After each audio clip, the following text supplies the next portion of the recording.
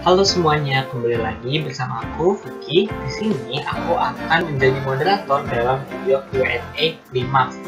Seperti biasa teman-teman, Q&A akan dilakukan ketika menjelang UTS ataupun UAS. Dan di sini kita akan melakukan Q&A UAS FSP bersama tutor kita. Disimak videonya. Halo teman-teman angkatan 2021 semuanya, kembali lagi di sesi Q&A Klimaks menjelang UAS. Nah, seperti yang udah kalian tahu juga, waktu itu dari Klimaks sudah menyebarkan form untuk teman-teman semua sampai pertanyaan nih. Dan kali ini, di video kali ini, kita akan ngebahas pertanyaan-pertanyaan yang terkumpul yaitu dari mata kuliah FSP. Nah, di sini udah ada tutor kita yaitu Aina. Halo Aina. Halo Vicky. Halo, apa kabarnya Aina menjelang UAS? Lumayan hektik sih, tapi alhamdulillah baik. Oke. Lo gimana? Alhamdulillah juga sih sehat ya, walaupun hektik. Alhamdulillah ya. Oke, berarti udah siap nih ya buat ngejawabin pertanyaan-pertanyaan yang udah dikumpulin ini? Udah dong. Oke, kalau gitu aku langsung mulai ke pertanyaan pertama ya. Di sini ada yang nanya nih, tolong dong Kak jelasin lagi konsep behaviorism dari Ivan Henov. Oke, berarti Sechenov ya. Sebenarnya kayak aku mau ngasih tahu dulu nih dari awal, si behaviorisme ini tuh kayak kalau misalnya kalian bener-bener pelajarin tuh kayak nggak bakal sia-sia gitu buat kalian, soalnya semester 2 langsung ada matkul yang bener-bener tuh fokusnya ngebahas behaviorisme semua gitu loh. Jadi kayak kalau bisa kalian emang udah belajar dan udah paham dulu dasar-dasarnya di FSP ini gitu. Tapi sebenarnya tuh fun fact di semester 2 matkulnya itu tuh dikit bahas Sechenov, lebih bahas si Pavlov ya nggak sih? Nah, oke. Iya benar. Oke, kalau gitu aku kasih tau dulu kali ya, Sechenov ini tuh siapa. Jadi kalau misalkan udah baca bukunya, kalian pasti tahu kalau Sechenov itu dia salah satu penemu dari objektif psikologinya Rusia gitu. Jadi mungkin kalau misalnya kita lihat tokoh-tokoh Rusia lain yang juga ada di behaviorisme itu, biasanya mereka tuh paling enggak terinspirasi sama karyanya Sechenov gitu. Nah, sebenarnya kalau mau ngebahas soal konsep behaviorisme ini, kita jadi keinget PMME gitu loh, soalnya ada pembahasan yang kayak ngebahasnya itu kayak mirip-mirip sama dipelajari PME, yaitu inhibition sama excitation gitu. Oke, jadi konsep behaviorismenya Sechenov itu, walaupun ini dia aliran psikologi, tapi tuh dia bukan psikolog yang kayak pengen berusaha menjelaskan fenomena mental gitu-gitu. Yang kayak di psikoanalisis dan yang lainnya, tapi dia lebih merasa bahwa psikologi itu tuh bisa dijelaskan berdasarkan metode-metode atau pendekatannya fisiologis gitu. Nah, dasar dari dia berpikir kayak gini tuh adalah di bukunya judulnya Reflexes of the Brain itu dia kayak menemukan satu konsep yang penting banget buat konsep behaviorisme dia, yaitu inhibition. Jadi menurut dia itu di otak kita tuh ada mekanisme inhibitory yang kalau misalnya kita kena stimulus gitu, otak kita tuh bisa nentuin mau menginhibisi atau enggak gitu.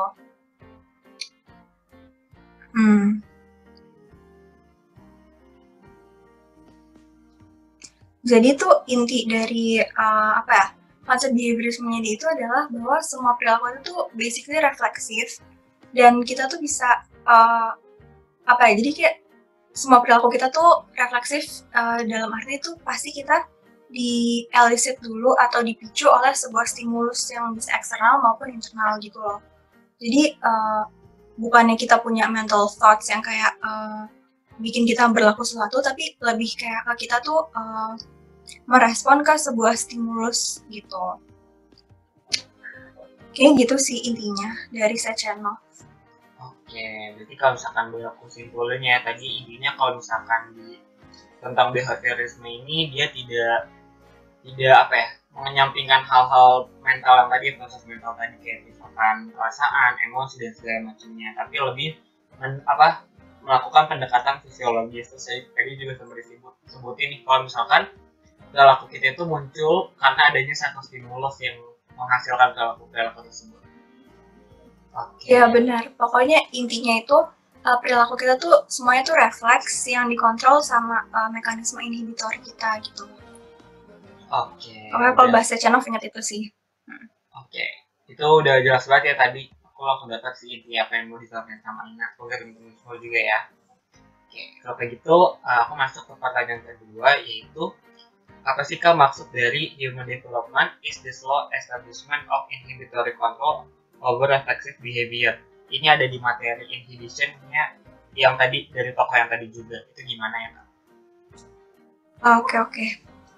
Jadi kayak aku udah bilang tadi itu, sebenarnya di zamannya Sechenov itu tuh ada kayak satu dilema yang bikin dia tuh agak sulit buat ngasih tahu kok mengemukakan teorinya dia. Jadi karena kan kayak kadang tuh misalnya dari stimulus tertentu itu kita bisa ngasih respon yang kuat banget atau respon yang lemah gitu kan.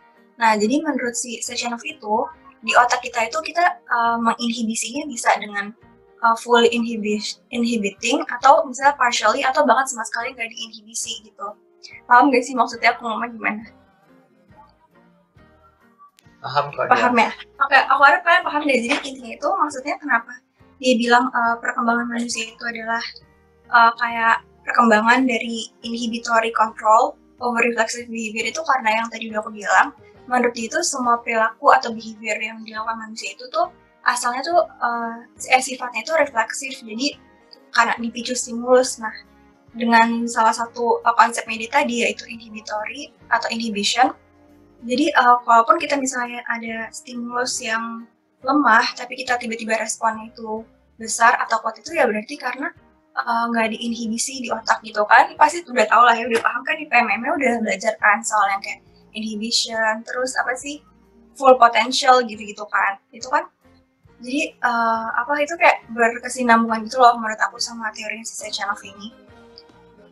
Tuh, jadi ya emang kenapa dibilangnya proses dari kontrol inhibitory karena refleks kita itu diinhibisi gitu. Jadi kayak walaupun misalnya jadi kayak kalau misalnya ada sesuatu nih terus kita mau bereaksi itu di otak itu jalan nih kira-kira kita mau menginhibisinya itu secara penuh atau misalnya mau nggak menginhibisi sama sekali gitu. Kayak misalnya yang gampang kayak misalnya kalian lagi makan di kelas gitu, lagi kelas tapi kalian lapar terus pengen makan gitu. Nah bisa aja nih kalau misalnya menurut teori ini kayak bisa aja kalian itu walaupun lapar tapi kalian tahan karena lagi kelas, yaitu karena ada proses inhibition di otak gitu. Oke, jelas sih dari tadi apa yang udah disampaikan. Mungkin kalau misalkan buat disimpulin, itu tadi intinya tentang stimulus yang kita terima itu tuh bisa diproses di otak kita secara penuh, secara parsial, atau tidak sama sekali ya Ina. Oke, tadi juga udah dikasih contohnya sih sama Ina. Semoga teman-teman semua ngerti ya. Oke, aku lanjut ke pertanyaan ketiga nih. Di sini ada pertanyaan, condition reflex itu yang mana ya Kak? Dan beda atau sama kayak conditional respon? Boleh tolong jelasin lagi nggak ya? Oke, ini berarti kita udah mulai ngebahas condition condition behavior ya judulnya. Apa sih, lupa deh namanya. Pokoknya yang Pavlov ya. Jadi tuh ini pokoknya teorinya si Pavlov bahwa semua perilaku itu tuh bisa dijelaskan melalui semua perilaku yang kita pelajari itu bisa dijelaskan lewat teorinya dia ini, yaitu condition behavior, nggak sih kalau nggak salah namanya. Nah jadi intinya itu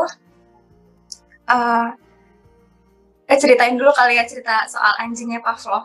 Kayak ini kan ya, jadi kayak biar kalian udah paham dulu ya kayak dasarnya tuh gimana. Jadi si Pavlov ini tuh dia punya anjing yang emang lagi diteliti sama dia. Jadi anjing itu kan pasti anjing itu kalau ngeliat makanan itu secara refleks dia langsung ada salivanya kan, atau air liurnya itu langsung keluar atau disekresi sama tubuhnya. Nah terus si Pavlov ini kayak pasangin tiap ada makanan tuh ada bel juga. Jadi makanannya itu mengikuti bunyi belnya, ya nggak sih? Apa makanan dulu baru bel? Enggak kan ya? Bel dulu kan baru makanan. Jadi kayak ada bunyi bel, terus habis bunyi bel itu ada makanan gitu. Nah di sini itu makanan itu disebut sebagai unconditioned stimulus, dan air liur yang dihasilkan oleh si anjing ketika dia melihat makanan itu adalah unconditioned response gitu. Nah, bel ini tadinya itu adalah neutral stimulus, jadi dia nggak menghasilkan apa-apa gitu di anjing, tapi karena dipasangin terus-menerus dalam beberapa kali itu, tiap ada bel langsung muncul makanan, jadi dengan sendirinya si anjing itu juga mengeluarkan air liur pas belnya itu udah dibunyiin tapi makanannya belum datang gitu. Nah, kalau udah kayak gini berarti si bel ini udah menjadi condition stimulus dan air liur yang dikeluarkan oleh si anjing itu adalah condition response gitu. Nah, sebenarnya perbedaan dari condition response sama reflex itu apa ya? Kayak condition reflex itu ya refleks yang dipelajari. Jadi kayak sebenarnya sama aja sama condition response karena kan condition response itu juga respons yang dikeluarkan oleh tubuh tapi yang dipelajari gitu. Jadi bukan karena natural atau bukan dari unconditioned stimulus tapi dari condition stimulus. Ini emang suka kebalik-balik sih kalau ngomongin. Jadi kayak kalau bisa kalian bikin aja singkatannya, misalnya kayak unconditioned stimulus tuh UCS, terus condition stimulus CS gitu biar kayak bisa lebih paham. Tapi kalau menurut aku sendiri, sebenarnya condition reflex sama condition response tuh sama aja gitu. Karena mereka sama-sama perilaku yang muncul ketika dapat stimulus yang bukan natural gitu. Stimulusnya bukan yang unconditioned, tapi stimulusnya yang udah dipasangin terlebih dahulu gitu. Itu sih. Oke, sebenarnya tadi kurang lebih sama ya, mungkin tadi Aina juga sempat ngasih tahu contohnya, jadi mungkin teman-teman bisa lihat juga di buku. Biasanya di buku tuh ada gambar yang kayak gambar ada juga di gambar makanan, jadi sambil dengerin Aina ngomong tadi bisa sambil dilihat juga nih bukunya. Dan tadi juga udah dikasih tahu perbedaannya tuh apa, dan sebenarnya kurang lebih konsepnya tuh mirip ya Aina begitu berarti. Atau mungkin aku kasih contoh yang bisa relate dulu kali ya ke kehidupan sehari-hari kita. Kayak misalnya kalau misalnya kalian kayak makan nih, tapi kayak kalian pernah nggak sih kayak makan tapi sambil nonton gitu? Terus misalnya kayak kalau Netflix kan ada, kalau awal buka Netflix tuh langsung ada suara Netflix itu kan kayak deng gitu kan. Jadi bisa aja kayak misalnya karena kalian tiap makan itu dengar suara bunyi Netflix yang kayak deng gitu, jadi kayak dengar bunyi Netflixnya aja waktu kalian nggak makan itu, kalian jadi ada air liurnya juga gitu kan, bisa aja ya. Kalau misalnya mau dibikin kayak percobaan gitu tuh sebenarnya bisa aja menurut aku. Tuh, jadi ketika kalian punya ketika air liurnya itu muncul di saat karena ada makanan, itu namanya unconditioned response atau unconditioned reflex. Sementara kalau misalnya dia muncul karena bukan adanya kehadiran makanan, tapi karena sesuatu yang udah dipasangkan dengan si makanan, itu namanya conditioned reflex atau conditioned response gitu. Semoga tuh kalian paham ya. Jelas. Ya, mungkin teman-teman semua kalau belum paham bisa di skip dulu dan ikutin ulang ya videonya.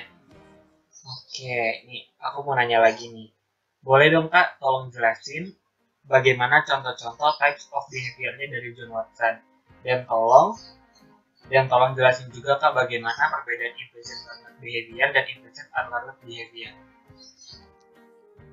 Oke, berarti kalau Watson itu types of behavior itu kan ada 4 ya. Ada explicit learned behavior, explicit unlearned behavior, terus implicit learned behavior, dan implicit unlearned behavior. Mungkin aku kasih contoh-contohnya dulu kali ya. Kalau yang explicit itu ya yang secara terbuka yang kita bisa lihat gitu kan ya. Namanya juga explicit. Jadi kayak misalnya kalau explicit learned behavior itu kayak kita belajar ngomong, kita belajar jalan, kita belajar nulis, itu kan learn ya, atau kita pelajari. Sementara kalau explicit unlearned behavior itu kayak misalnya kita ngedipin mata gitu, atau kayak bersin gitu, kita kan nggak perlu diajarin kan untuk ngedipin mata, tapi kayak dari lahir kita udah bisa melakukan semua itu gitu. Sementara kalau yang tadi ditanya tuh apa implicit bedanya ya atau contohnya? Tadi udah sih, paling tinggal nambahin contoh ini aja. Nah, implicit learned behavior dan implicit unlearned behavior. Kurang 2 contoh lagi mungkin ya, supaya lebih ngerti. Oh, yang itu perbedaan dari implicit learn sama implicit unlearn ya tadi. Oh, oke. Jadi kalau aku jelasin dulu kali ya contohnya, kalau implicit learn behavior itu perilaku yang kita pelajari tapi nggak kelihatan secara di luar gitu, tapi lebih kayak ke tubuh kita. Contohnya itu kayak kalau misalnya karena kita punya rasa takut akan dikejar anjing gitu, jadi kita langsung deg-degan nih tiap ada sumpah ini behaviorism banget ya, kayak walaupun anjingnya nggak ngejar tapi kita cuma ngeliat doang, kita udah langsung deg-degan gitu. Ya itu namanya implicit learned behavior. Jadi kita udah tahu kalau misalnya ada anjing tuh dia ngejar kita akan lari, dan kalau lari kan dengan sendirinya kita deg-degan kan. Nah tapi karena kita udah pernah punya pengalaman itu, terus kita ngelewatin anjing doang, kita jadinya udah deg-degan sendiri karena rasa takut untuk dikejar si anjing gitu. Sementara kalau implicit unlearned behavior itu ya kayak proses tubuh yang nggak perlu kita pelajari, jadi kayak emang udah dari sananya, kayak misalnya sistem sekresi, atau kayak kalau di buku tuh contohnya ini apa namanya, glandular secretion gitu. Jadi kayak sekresi dari glandular kita tuh kan nggak perlu kita pelajarin kan, kayak kita harus makanan itu dicerna di perut itu kan kita nggak pelajarin, tapi kayak langsung dari sananya gitu kan. Jadi gitu sih perbedaannya sama contohnya buat yang implicit learn sama unlearn gitu. Jadi ini deh pokoknya buat bedain explicit sama implicit itu, explicit tuh yang kelihatan, sementara implicit itu yang nggak kelihatan gitu, atau lebih ke fisiologisnya. Dan kalau learn itu ya yang emang kita pelajari, kayak bangun, jalan, kayak semacamnya. Dan unlearn itu ya emang kita nggak pelajari, kayak misalnya tadi kan bersin atau ngedipin mata gitu, kita kan nggak harus belajar untuk ngedip mata gitu kan. Gitu sih. Jadi kalau aku boleh simpulin, yang pokoknya depannya eksplisit itu yang dalamnya tuh tampak. Kayak misalkan kalau learn itu tadi berbicara, itu kan terlihat jelas ya perilakunya. Terus kalau misalkan yang alert itu tadi, apa tadi contohnya aku agak lupa. Yang unlearn ya? Kayak bersin gitu, atau ngedipin mata gitu. Oke, itu kan terlihat ya kalau misalkan kita bersin. Terus bedanya kalau misalkan yang implicit tadi itu cuma ada di dalam diri kita sendiri dan nggak bisa ditampakin. Kayak misalkan deg-degan, kita kan nggak mungkin bisa ngerjain deg-degan, tapi kita tahu kalau misalkan itu deg-degan. Dan itu dipelajarin juga kalau misalkan kayak kita ketemu anjing kita deg-degan gitu. Terus kalau misalkan yang tadi implicit unlearned itu kayak sistem sekresi, karena nggak mungkin juga kita pelajarin, jadi kayak yaudah emang prosesnya itu jadi demikian. Oke. Benar-benar. Oke, jelas banget teman-teman contohnya tadi Aina. Oke, aku lanjut ya ke pertanyaan berikutnya. Ini ada pertanyaan nih. Kenapa persuasive behavior itu sifatnya spontan? Padahal namanya persuasif. Spontan yang di sini tuh maksudnya gimana ya, Kak? Ini simak Google ya berarti. Jadi sebenarnya lebih ke spontaneous gitu ya. Jadi spontan dimaksud itu adalah spontaneous, atau kalau misalnya kemarin aku juga sempat search gitu di internet. Spontaneous itu artinya tuh aku bacain ya. Spontaneous itu adalah kayak sebuah perilaku kita yang muncul tapi nggak perlu ada hal sebelumnya gitu loh. Jadi dia nggak perlu dipicu oleh apa-apa, tapi langsung muncul dengan sendirinya gitu. Jadi tapi kenapa juga namanya purposive? Karena menurut simak Google itu nggak semua perilaku kita tuh refleksif atau dipicu oleh sebuah stimulus eksternal. Jadi bisa aja perilaku kita itu muncul secara spontan karena spontaneous, karena adanya motivasi dari diri kita sendiri atau tujuan dari diri kita sendiri gitu. Jadi pokoknya, bentar, aku baca dulu ya.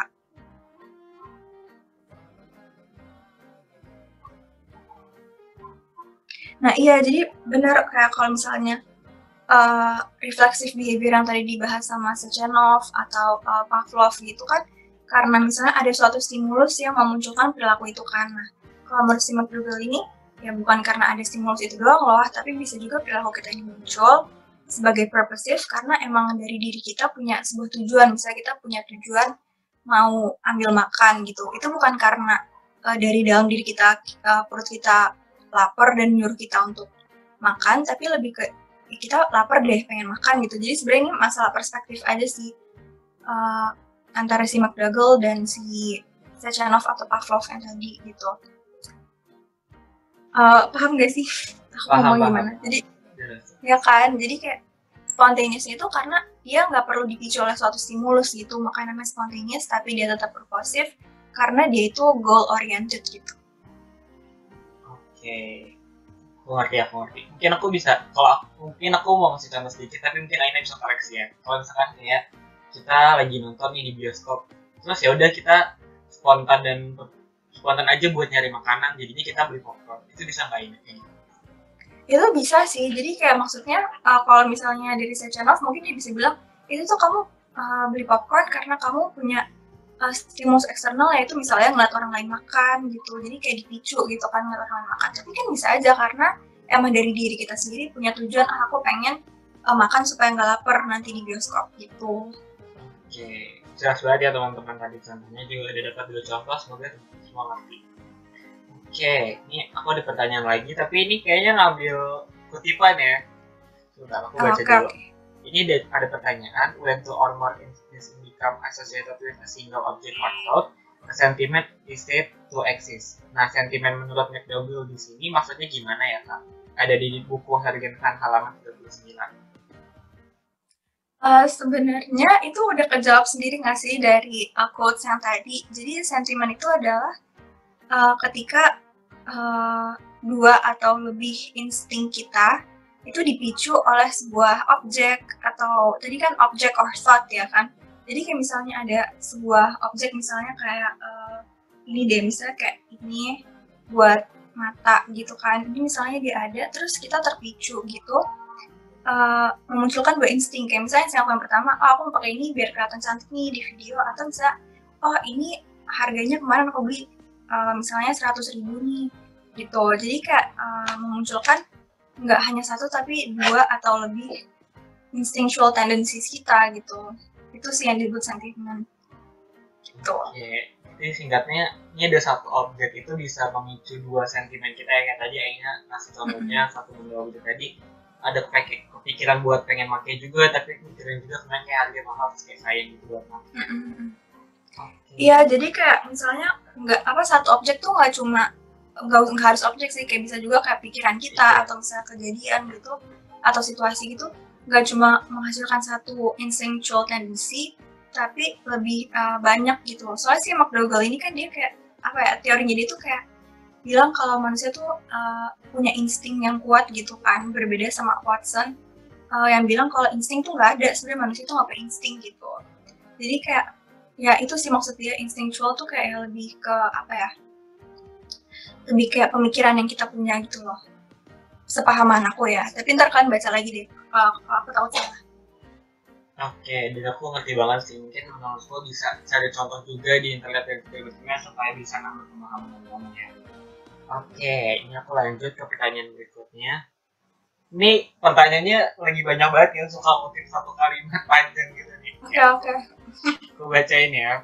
One was that loss of ability following distortion of part of the cortex is related more to the amount of distortion than to the location of distortion. This finding called mass action. Maksudnya more to the amount of distortion than to the location of distortion itu apa ya, Kak? Dan mass action itu sebenarnya gimana maksudnya? Ini ada di buku Hargen Khan halaman 569. Oke, sebenarnya kalau misalnya kamu masih kurang paham soal psychobiology, buat yang nanya, kan sebenarnya aku udah bikin ya video clickfeednya, tapi kayak belum di-post tapi harus kalau di-post sih waktu video ini di-post. Jadi kayak kalian bisa langsung aja cek videonya nanti. Itu kalau misalnya masih bingung ya sama pertanyaan ini, jadi pokoknya intinya kalau kalian nonton video itu atau kalian udah belajar, kalian tuh tahu kalau si Lashley ini tuh dia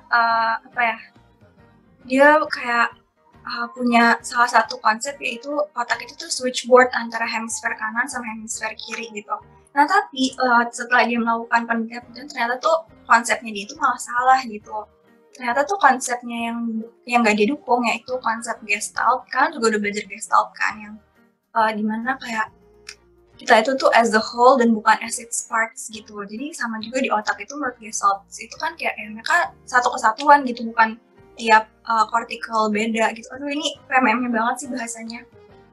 Jadi kayak yang dia temuin itu bahwa di otak kita itu tuh ini kayak kalian tahu kan Phineas Gage. Jadi otak kita itu tuh bukan seberapa banyak yang bukan bagian mana yang hilang, tapi lebih ke seberapa banyak sih dari sel-sel di otak kita yang hilang gitu. Karena kan semua experience kita, semua hal yang kita ketahui itu kan mereka akan membentuk jadi sel-sel itu kan. Kayak kan udah belajar kan, kayak dengan punya experience, kayak jadi ada sel di otak kita yang bakalan bertanggung jawab atas pengalaman itu. Nah, jadi ketika di otaknya itu rusaknya banyak atau sedikit gitu kan, Jadi berpengaruhnya tuh dari situ, bukan misalnya karena hemisfer kanan rusak semua gitu dan jadi hilang memorinya, enggak. Tapi karena lebih, oh ya jelas lah yang rusaknya seperempat otak atau setengah otak gitu, ya pasti lebih banyak sel yang mati gitu kan.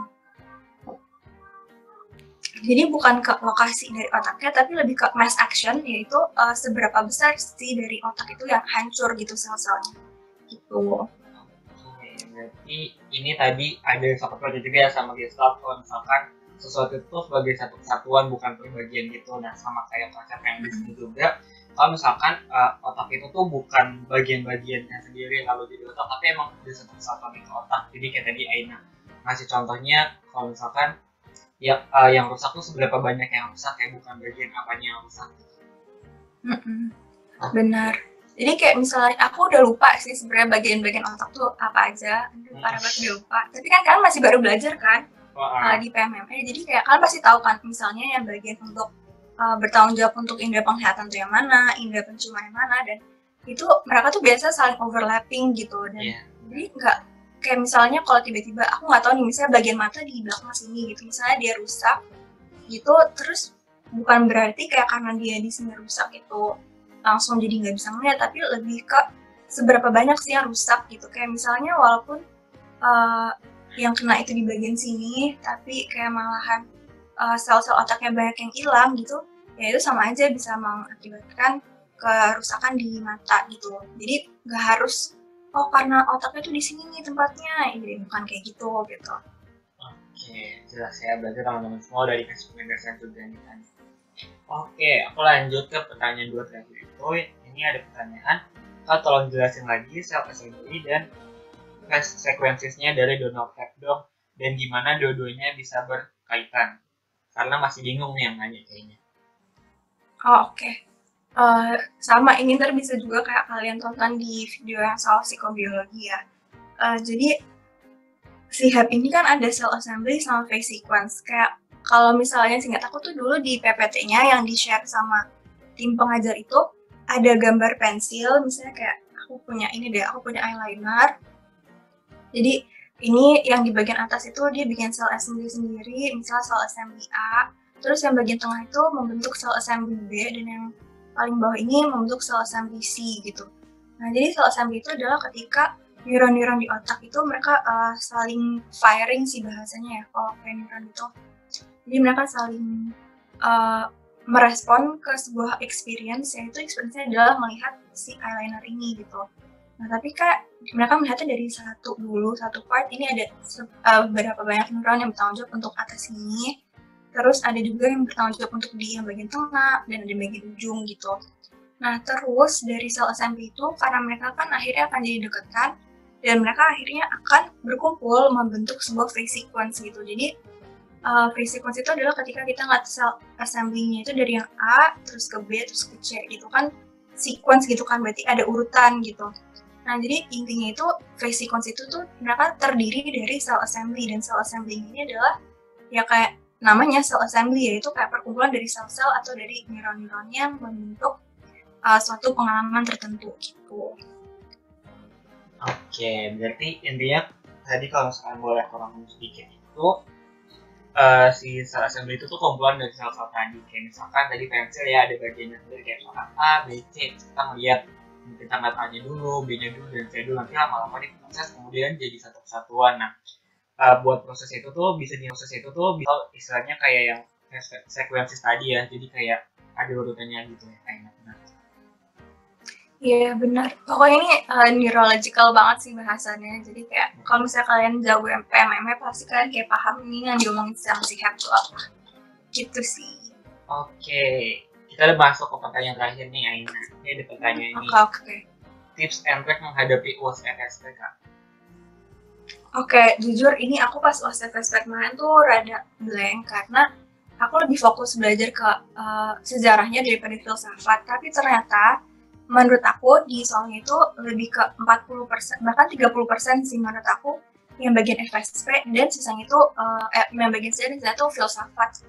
Jadi kayak menurut aku kalian harus banget belajar soal si filsafat ini, walaupun yang si sejarahnya ini juga banyak, tapi kayak kalian juga jangan lupa untuk belajar yang filsafat, karena justru menurut aku kebanyakan soal yang keluar itu bahkan di soal filsafat gitu. Dan aku nggak tahu ya sekarang udah beda atau belum, tapi dulu tuh soalnya banyak banget dan jadi fatigue gitu loh, jadi capek. Jadi kayak udah menuju misalnya kayak udah ngerjain 50% atau 60% tuh mau ngerjain saya tuh aduh capek gitu, kayak udah give up gitu. Jadi menurut aku kalian jangan ngeliatin waktunya dulu, kayak misalnya waktunya itu 90 menit atau 100 menit gitu, aku lupa. Tapi intinya kalian jangan pedulin sama waktunya dulu, tapi kan fokus aja ke ngerjain. Dan kalau misalnya kalian udah mulai capek, menurut aku tuh gak apa-apa banget take time kayak 5 menit buat istirahat, karena soalnya tuh banyak banget, bener-bener kayak gak ada habisnya gitu loh. Jadi kalian walaupun misalnya ngerjain gitu, ya udah nih kayak ngerjain sebisanya aja. Dan kayak kalau misalnya ada soal yang kalian gak paham, ya udah lewatin aja, karena soalnya banyak banget tuh, satu soal tuh yang nilainya nggak segede gitu loh. Jadi daripada buang-buang waktu untuk satu soal yang kalian nggak paham dan bisa sampai ngambil waktu 2 menit, 3 menit gitu, yang mending kalian move on aja ke soal selanjutnya. Dan kalau misalnya menurut kalian, oh kayaknya ini udah setengah deh gue ngerjain, ya udah istirahat dulu, nggak apa-apa. Kayak daripada kalian malah kayak terus-terusan maksain buat ngerjain sampai bawah, tapi kayak sama aja gitu loh.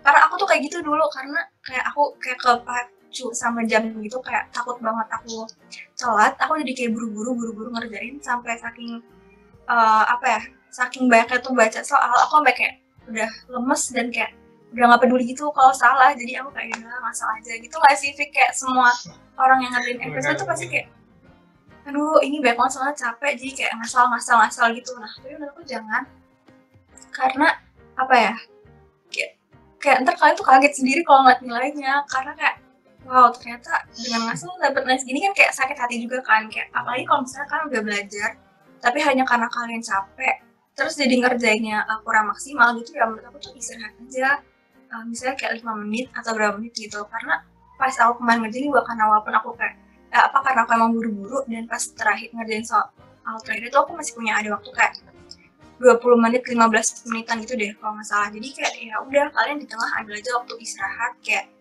biar nggak capek-capek banget. Maksudnya kayak mentally nggak exhausted gitu lah, kan kayak kuras juga kan mikir terus. Jadi ya udah istirahat aja dulu. Misalnya kalian udah kayak punya minuman, misalnya kayak kalian punya saat time atau apa gitu, jadi kayak biar kan semangat lagi ya kalau minum minuman yang manis gitu. Menurut aku itu sih. Tapi kalau mau minum catan gitu jangan, ini mereka pada nyalain nggak sih videonya? Ya tahu.